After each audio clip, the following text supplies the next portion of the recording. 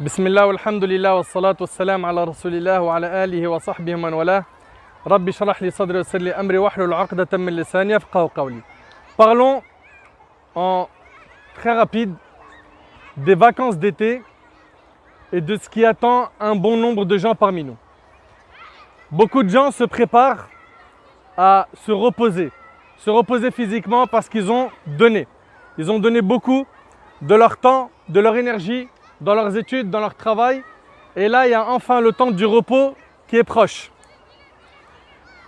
Et ce qu'on déplore, c'est que pendant cette période, il y a des gens qui partent en vacances, qui reviennent pire qu'avant. Et parfois, ils passent même leurs vacances dans des pays où il y a l'adhan, où il y a des musulmans. Et au lieu de revenir fort, ou au moins comme il est parti, il revient avec beaucoup de blessures dans sa foi. Et ça, franchement, c'est quelque chose de gravissime. Vous avez entendu tout à l'heure qu'on a un petit peu plus de temps pour s'occuper de nous-mêmes, pour faire une pause avec notre âme. Et cette pause est plus que nécessaire. Pourquoi? Parce que cette vie, elle passe très vite. Et Allah, tabaraka wa ta'ala, il a des signes qui nous rappellent sa puissance, Azza wa Jal. Sa création est pleine de signes. Et parmi ce qu'Allah tabaraka wa ta'ala a créé et qui doit attirer notre attention, il y a le soleil. Ce fameux soleil que beaucoup de gens recherchent et que certains veulent fuir. Ceux qui le recherchent, c'est les Européens de manière générale, nous.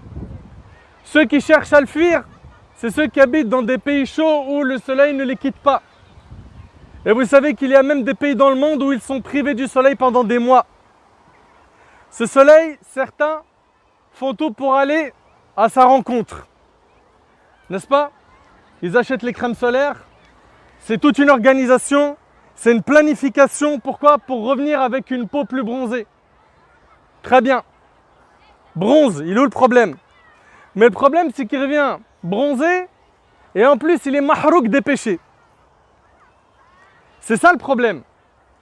C'est quand il part et il revient avec des cassures dans sa foi. Et wallahi, je le dis, et c'est des histoires réelles.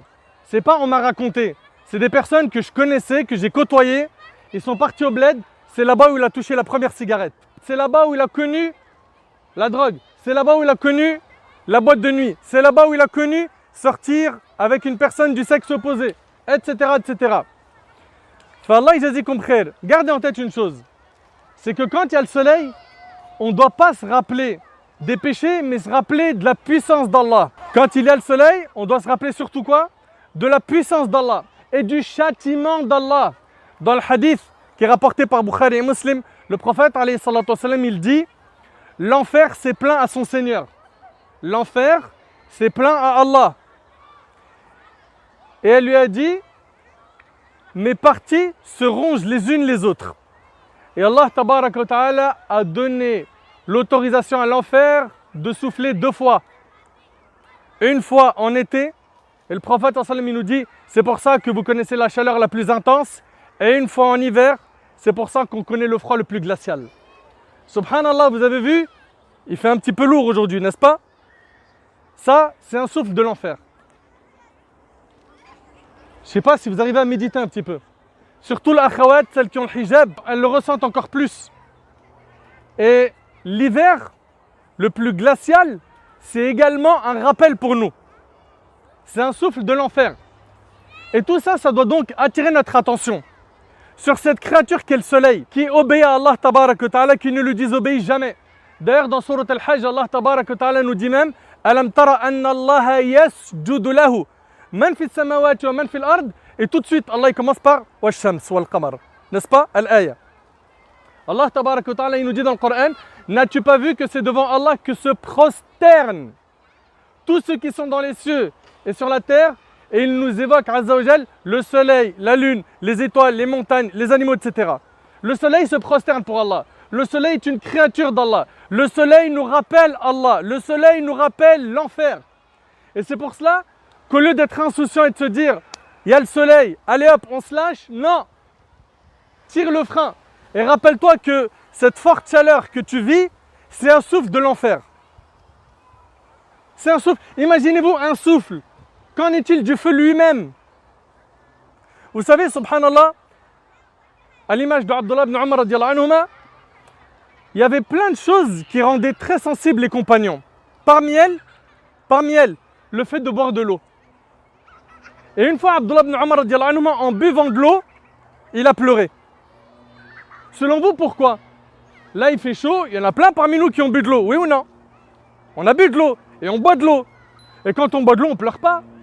On est content. C'est vrai, c'est pas vrai? Abdullah ibn Umar, il s'est souvenu d'un verset. وَنَادَى أَصْحَابُ النَّارِ أَصْحَابَ الْجَنَّةِ أَنْ أَفِيضُ عَلَيْنَا مِنَ الْمَاءِ Allahu Akbar. Dans ce verset, il est plus long que cela. Dans le début de ce verset, les gens de l'enfer demanderont aux gens du paradis, versez sur nous de l'eau. On veut juste regarder le souhait des gens de l'enfer. On veut juste boire de l'eau. Est-ce que vous pensez que c'est de l'eau fraîche? Et Abdullah ibn Umar, à son époque, est-ce qu'il y avait la clim? Il y avait la clim à l'époque des compagnons? Il y avait des frigos pour avoir de l'eau fraîche que nous on boit aujourd'hui, de la vraie eau fraîche?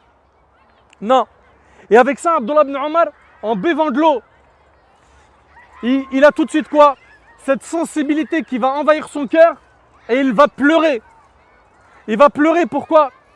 Parce qu'il se rappelle que les gens de l'enfer, ce qu'ils vont souhaiter, c'est ça. Et d'ailleurs, qu'est-ce que diront les gens du paradis? Allah les a rendus interdits pour les mécréants. C'est-à-dire que, subhanallah, il faut impérativement qu'on sauve notre peau et qu'on soit victorieux le jour du jugement.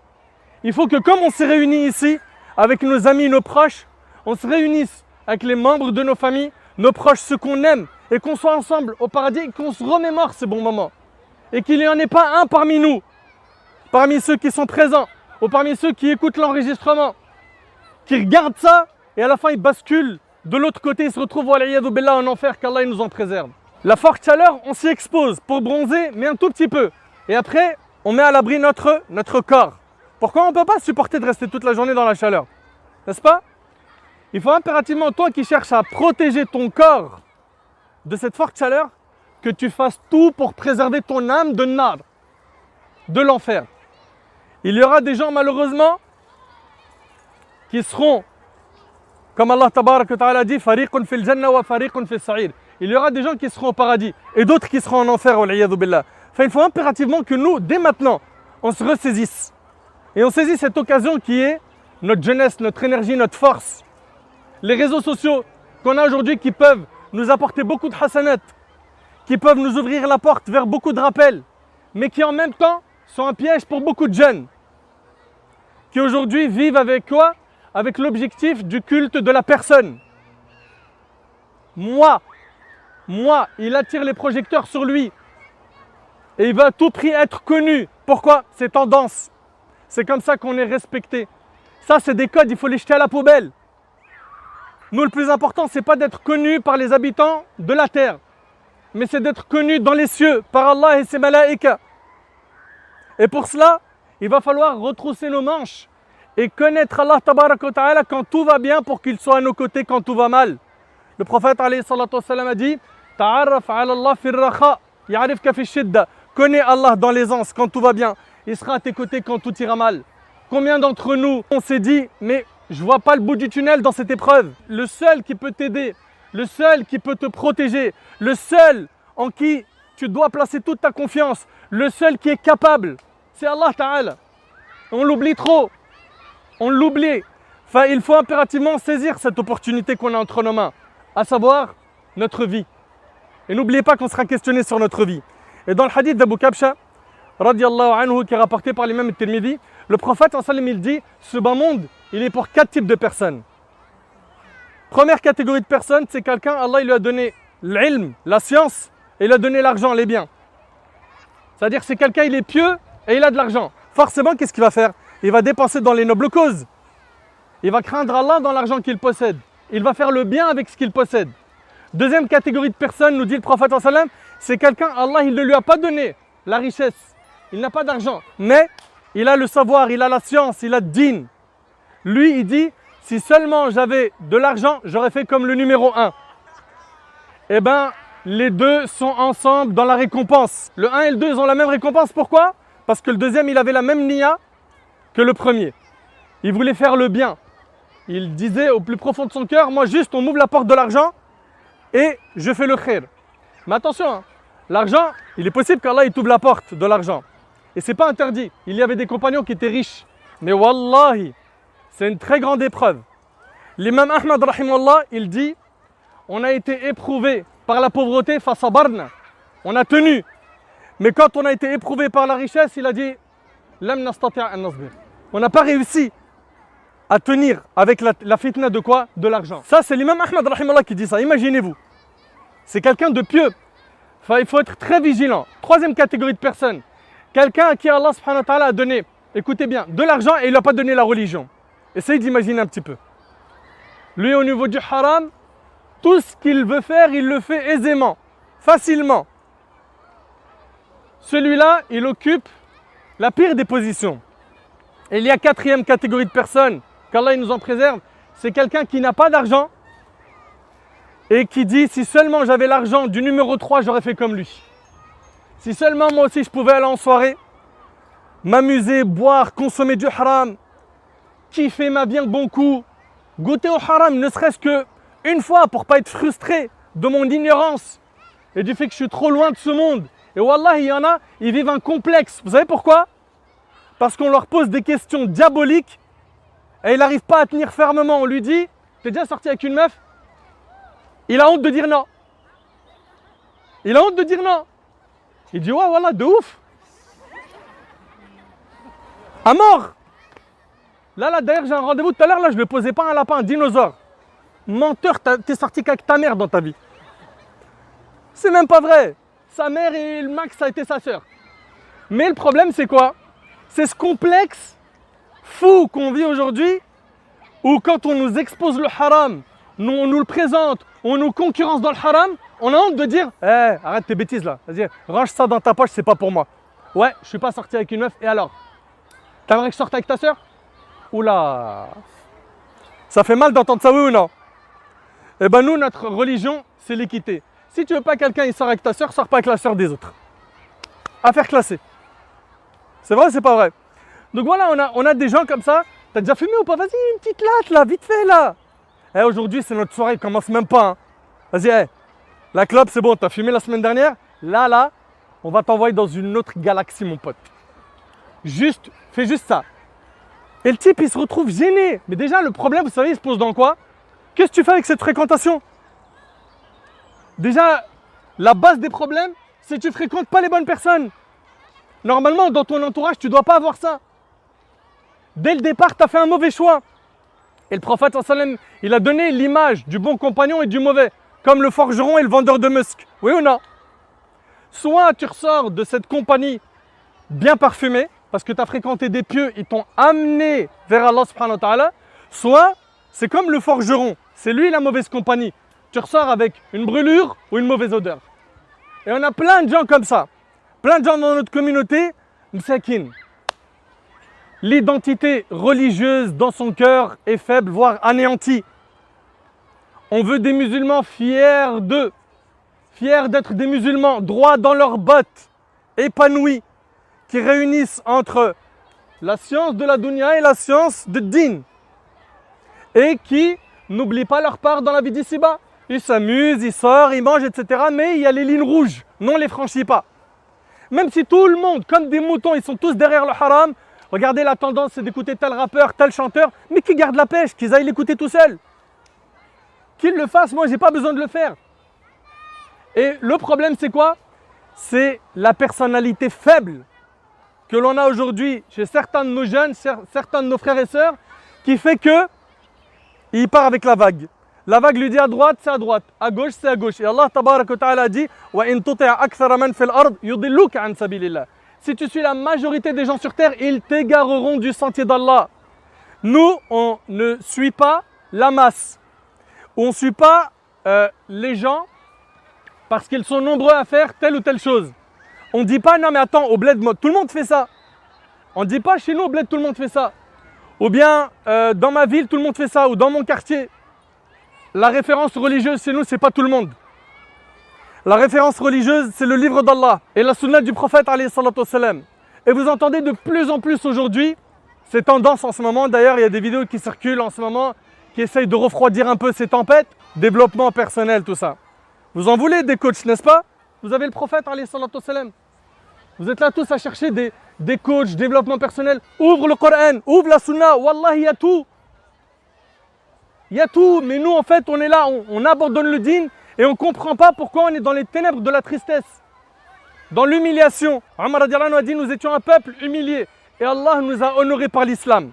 Et si on cherche à être honoré par autre que l'islam, Allah nous humiliera. Et vous remarquez aujourd'hui que les musulmans ils cherchent à être honorés par quoi? Par tout sauf l'islam. Je ne généralise pas, hein. Mais on en a plein comme ça. Fallah ibarik fikum. Revenez aux sources. Depuis le début, vous entendez comment être épanoui, comment vivre heureux, etc. Tout ça, ça passe par une et unique voie, la voie du dîn. Regardez ceux qui ne sont pas dans le dîn, qui ont de l'argent. Ils sont heureux? Pourquoi il y en a plein qui se suicident? Pourquoi il y en a plein qui vont chez les psys? Pourquoi il y en a plein, mais ils ont des problèmes psychologiques, tu ne peux même plus les compter. Célèbres et loin d'Allah. Ils sont heureux ceux-là? Mais prenez-les, analysez-les. Regardez leur vie. Ils sont heureux que derrière leur caméra. Quand ils font leur cinéma pour leurs fans et leurs petites vidéos sur Insta ou sur Facebook pour continuer à alimenter les groupies et compagnie, leur cœur est sombre, ils ne vivent pas la joie. Le vrai bonheur, il est fi ta'atillah. Et la vraie richesse, c'est celle de l'âme et du cœur. Le prophète alayhi salatu wassalam a dit, la vraie richesse n'est pas dans l'abondance des biens, mais la vraie richesse, c'est celle de l'âme. T'en es où avec ton âme? Là, il y a le soleil, comme vous le voyez, et certains font tout pour le chercher, pour bronzer, profiter, hein, un petit nouveau teint avant la rentrée scolaire, on va partir dans le sud, on va partir dans tel pays, etc. Ne perds pas ton dîn là où tu vas partir. La prière c'est à l'heure, c'est à l'heure. Parce qu'on a veillé jusqu'à 3 h du matin, on n'a pas pu prier le fajr. C'est pas la honte franchement? Donc ça veut dire que rigoler, manger, boire, regarder un film, à vos yeux c'est plus important que la prière qui avait lieu 1 heure ou 2 heures après? Et c'est là où il faut vraiment faire attention, à ne pas se laisser piéger par Iblis qui va te dire « Stop, repos pour ton corps, allez débranche un peu ». Oui, débranche, mais pas le dîn. Le dîn, il reste branché. Ça n'existe pas des vacances de ma religion. Ça existe des vacances pour reposer mon corps, oui, mais pas pour déconnecter mon âme d'Allah tabarak wa ta'ala. Ça n'existe pas. Donc s'il vous plaît, les prières, c'est à l'heure. D'accord? Les péchés des yeux, faites-y attention. Le vestimentaire pour les hommes et pour les femmes. Ils partent en vacances, c'est plus Mohamed que tu as connu dans le quartier, ou à l'institut, ou à la mosquée. C'est plus notre sœur Aïcha et Khadija qu'on fréquentait, qu'on connaissait, qui était pudique. Voilée ou non, elle était pudique. Elle va là-bas, je suis devant la plage frère, tu veux que je fasse quoi? Wesh toi aussi, ouais, wesh. Tu vis pas ou quoi? Je sais pas, dans ta tête là, avec ta barbe, là, tu comprends pas que là, nous, c'est un moment pour... on veut se baigner. Qui t'a dit de te baigner c'est haram? Personne. Mais regarde le code vestimentaire que tu as.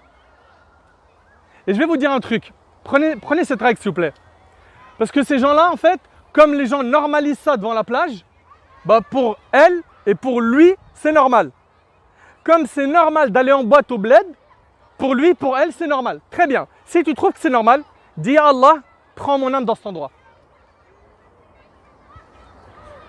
Ya Allah, fais que quand je suis habillé dans le haram attitude, fais Ya Rab que je meure à ce moment-là. Fais que je meure pendant que je suis en train de breaker. Je suis en train de mettre le feu en boîte. Tu serais capable de faire ça? Dis à Allah, fais que je meure dans une chicha, en train de faire... Je fais des bulles et je snap. Vous connaissez les snappers de chicha, hein? Il fait des ronds comme ça. Et ces vidéos, c'est ça. Et il a des abonnés. Eh, vous savez quoi? On a tellement presque plus rien dans la tête que le premier qui fait un snap ou une page Facebook pour de l'oasis tropicale, il est suivi. Pour les ours du pôle Nord, il a 2 millions d'abonnés. Eh, tu fais une page Facebook ou n'importe quoi. Tu dis n'importe quoi, tu as des gens derrière. Fallah ibarik fikum, ne suivez pas n'importe qui. Le prophète sallam il dit, ne suivez pas les gens aveuglement. C'est pas si les gens ils font du bien, on fait du bien, s'ils font du mal, on fait du mal. Non. Ils font du bien, on fait du bien, mais ils font du mal. Nous, on tire nos freins à main. On a des principes. Et on sait qu'il y a Yawm al-Qiyamah, le jour du jugement, c'est un jour qui aura lieu inévitablement. N'est-ce pas? Inna adhab rabbika lawaqi'. Subhanallah, ce verset, Omar ibn Khattab, il l'entend en passant devant la maison de quelqu'un, il est tombé malade 1 mois. Le châtiment de ton Seigneur aura lieu inévitablement. Ils avaient un cœur sensible, nous il l'est aussi.